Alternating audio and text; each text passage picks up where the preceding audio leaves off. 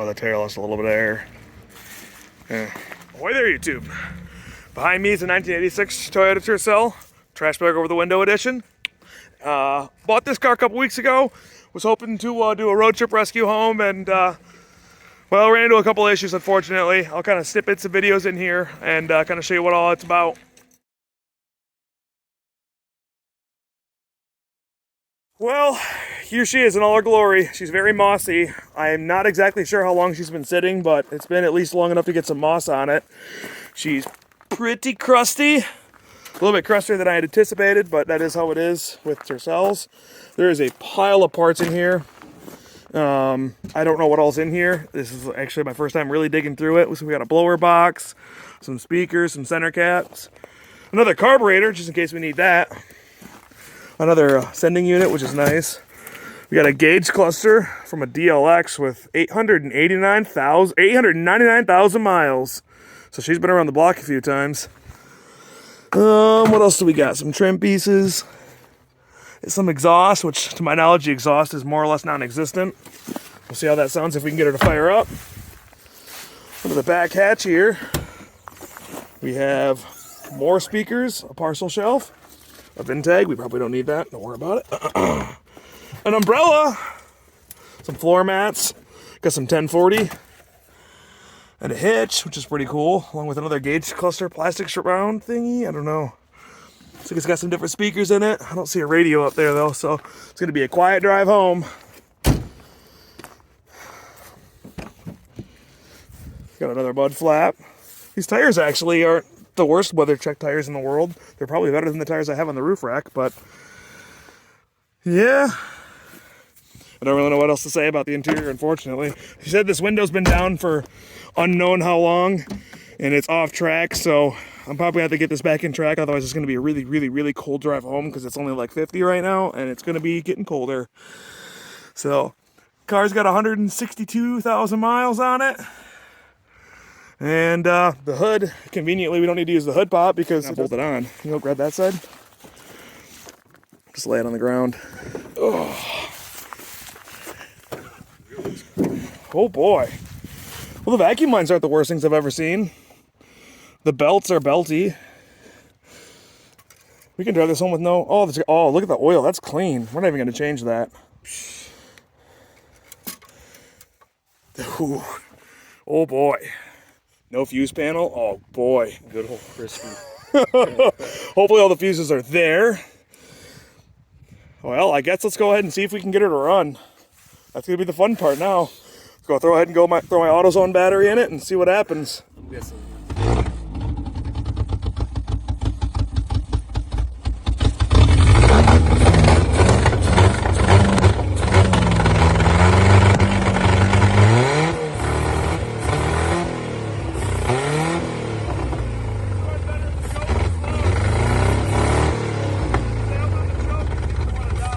That needs to stop. Yes.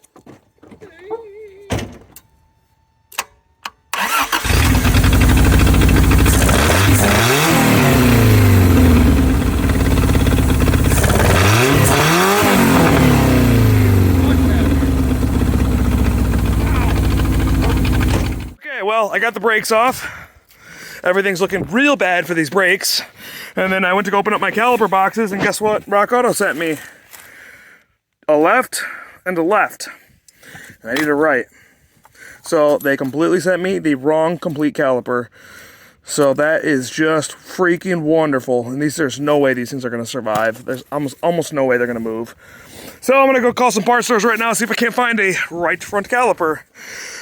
Oh, I'm really hoping I don't have to leave this car here over this. I'll be so bummed, but let's see what happens. Okay, well, we were down here bleeding the brakes, and I happened to notice this collection of rust right here.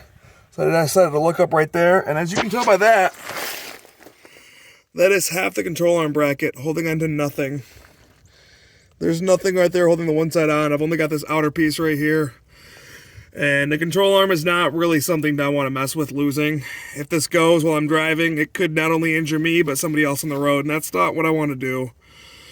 If it was just me on an open backcountry road, for sure, maybe, but man, I don't want to risk that. Last thing I want to do is end somebody else's existence over stupidity. So man, I can't. I'm not gonna risk driving this home. I know I sound like a quitter right now, but that's too sketchy. That's just too sketchy. So.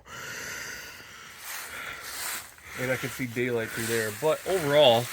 Oh, the daylight's just actually weight reduction. Yeah. Well, we decided to call it. It's not worth risking driving with a busted control arm. I've been racking up tools right now, calling to see if I can't find a U-Haul to get her home.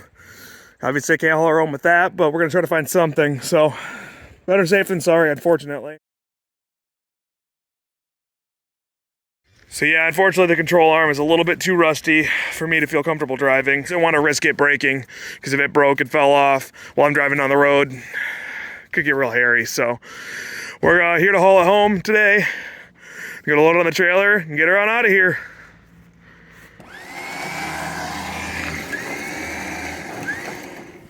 Should I go work the steering wheel? Dangerous. Living that far?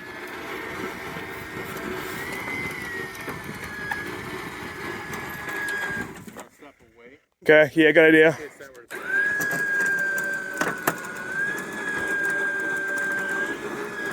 How we looking on the ramp? Pretty good. Just keep her centered where you're at, and then once we get it up on... We'll have to get the rear ones straightened out. That's fine.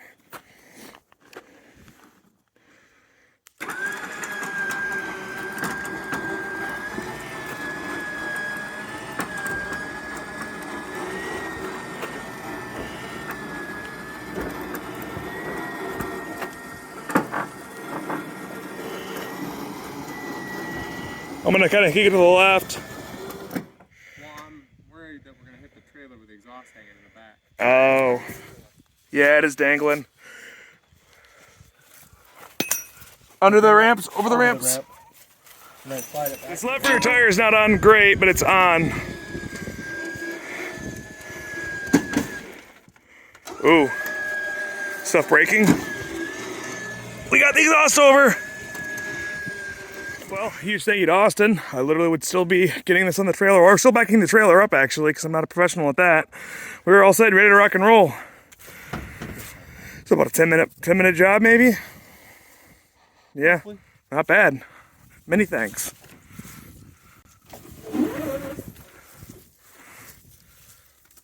Okay, let's go get this hood in the back, grab our Mountain Dews, and hit the road.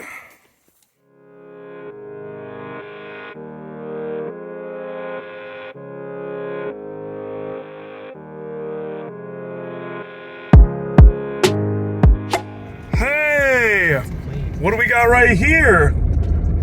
That's an 86 SR5 if I've ever seen one. We gotta turn around.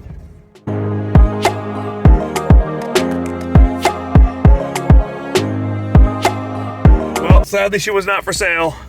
Owner said it's a 94, which not true. It's a 85 without a doubt. But oh well. Anyway, it was worth a stop. Well, we're just filling up after a Casey's run. Check the straps. Everything's doing pretty good. Next stop, we'll be home. Get her unloaded. And go to sleep. Got work in the morning, unfortunately. Well, we're out here topping up on the old gasoline again at another Casey's. I really like these gas stations, mostly because they have overdrive, but you guys gotta chill out with the questions, man. There's too many buttons I gotta push before I go pump gas.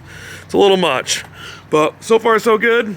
I'm about to trip and die. I don't think it's done anything. It's been sitting here still.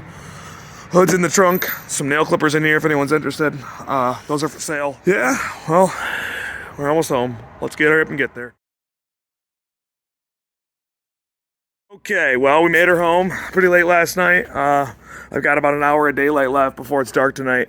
So I'm hoping to get this thing backed along over beside the garage. And let her sit for a little while. I gotta fix this window. This window regulator's down a little bit. But, you know, this side's actually in pretty good shape on this car. There's a little bit of crust going on back here, but all in all, it's not too bad. So I don't know what our plan's going to be yet, but let's get her unloaded and we can talk about that sort of stuff. Well, if I was any smarter, I would have set up the tripod, but I'm not. I got to roll off by herself. The brakes were at the other Tercel, so didn't do anything to this. The rear bumper was pretty mangled, so he pushed it in a little bit. It's all right. Whew. All right, gonna get this thing loaded up and get it out of here. And here she is. Back home with the others. This isn't the whole fleet. I got more in the garage and also at the other places, but Here she is. So what I'm gonna do for fixing this window is if you come down here, you can see that's the track for the window right there. And the glass is not in it, it's past it. See right there? She's outside of the track, so I'm gonna have to pop these two 10mm bolts out that are near the bottom of this regulator and reposition it and get it in track. But yeah, I think what we're gonna probably do with this car is I talked to some people that are at least smarter than I am about this kind of stuff, and we're going to probably weld some C-channel in the control arm on the passenger side over there, and then attempt to use that to fix it, because it's really not too bad of a car. I mean, it's not the prettiest car in the world, but it's not the roughest car either. So I got a mirror and everything else for it. I mean, the rear bumper's junk, but who cares? So maybe we'll make it a trail rig, maybe we'll make it a road legal car again, I don't really know. You guys let me know down in the comments what you guys would like to see. Either way, I want to save her. I don't want to part her out. She's a little bit too nice to be parted out.